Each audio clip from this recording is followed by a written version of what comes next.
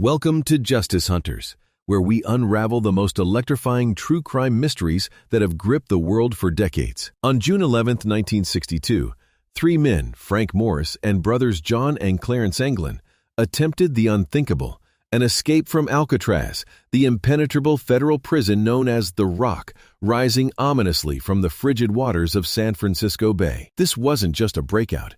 It was a bold challenge to a fortress designed to crush hope, where 36 prior escape attempts had ended in failure or death, its cold concrete walls whispering tales of despair to the wind. Fortified by a history of housing America's most dangerous criminals.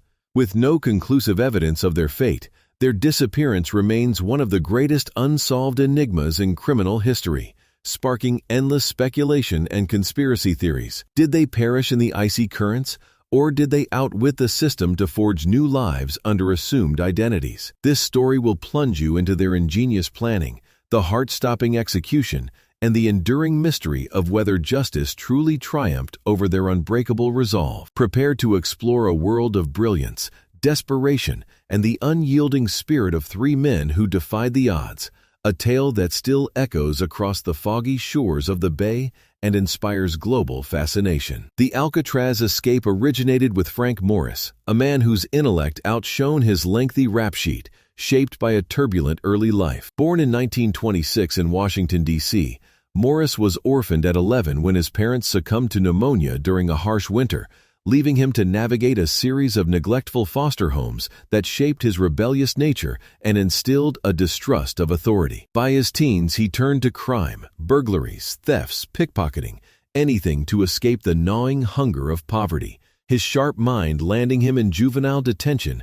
where he first honed his escape skills by slipping past a locked gate using a bent spoon. His IQ, tested at 133, marked him as a genius, earning him a reputation as a master escape artist with successful breaks from Louisiana State Penitentiary, where he crafted a fake wall from cardboard and paint, and Atlanta Federal Prison, where he squeezed through a ventilation shaft with a homemade key fashioned from a stolen file. In 1960, after a bank robbery conviction in Florida that netted him $10,000 and a high-speed chase through Miami, he arrived at Alcatraz, a maximum security purgatory, joining John Anglin, 32, and Clarence Anglin, 31, Georgia natives with a history of bank heists. The brothers, raised on a struggling farm near Donaldsonville, turned to crime during the Great Depression after losing their crops to a devastating drought that wiped out their family's livelihood. Their manual skills refined by years of repairing tractors, building barns,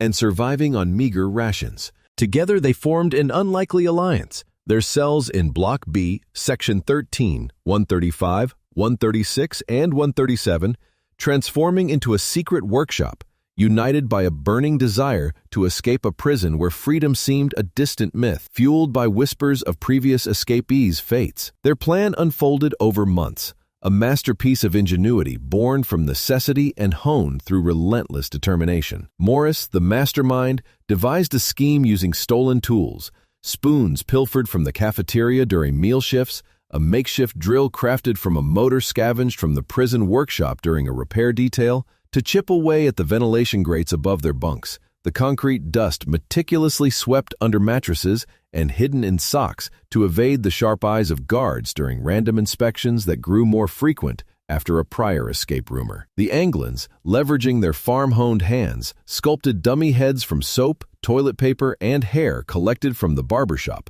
painting them with flesh tones using watercolors smuggled from an art class taught by a lenient guard who overlooked minor infractions, their lifelike quality enhanced by adding glass eyes from a broken watch and even stitching on fabric eyelids for added realism. They worked under the cover of accordions played by inmate Alan West, their initial partner, whose cell was part of the plan, but who later fell behind due to a jammed grate he couldn't widen in time, a setback caused by an unexpected concrete reinforcement. They assembled a raft from 50 raincoats, sealed with heat from stolen steam pipes in the cell block, and paddles whittled from wood scraps found in the yard during exercise periods, testing their creation in hushed late-night sessions where they mimicked paddle strokes and debated raft stability. Morris, studying a smuggled tide chart acquired through a corrupt guard who took bribes in cigarettes and homemade wine, pinpointed June 11, when the outgoing tide might carry them toward Angel Island, a risky bet against the bay's 50-degree waters, a mile-and-a-half swim,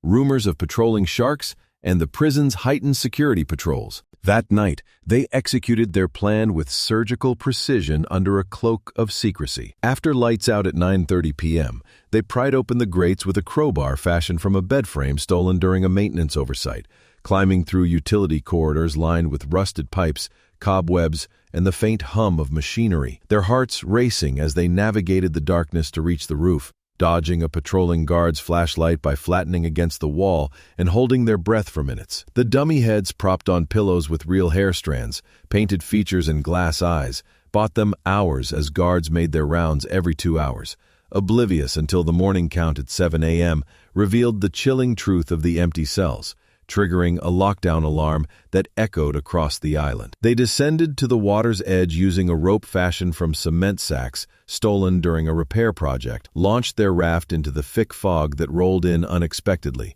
a natural ally that obscured their escape, and paddled into the night, the prison's searchlights slicing through the mist, but failing to catch their silhouettes as they hugged the shore to avoid detection. By dawn, when the absence was discovered after a headcount discrepancy and a frantic search of the cells, they were gone, leaving behind the raft's remnants, life jackets, and a paddle found days later on Angel Island, clues that fueled both hope and despair among investigators. The FBI launched a massive manhunt, interviewing fishermen along the Marin County coast, analyzing currents with oceanographers from the Coast Guard, and even draining parts of the bay in a futile search that cost taxpayers $100,000 and involved divers battling strong tides, but no bodies surfaced despite exhaustive efforts. Theories abound. Some insist they drowned, their raft punctured by jagged rocks near the Golden Gate. Others claim they reached shore, with sightings reported in California, a 1975 photo allegedly showing the Anglins in Brazil with graying hair,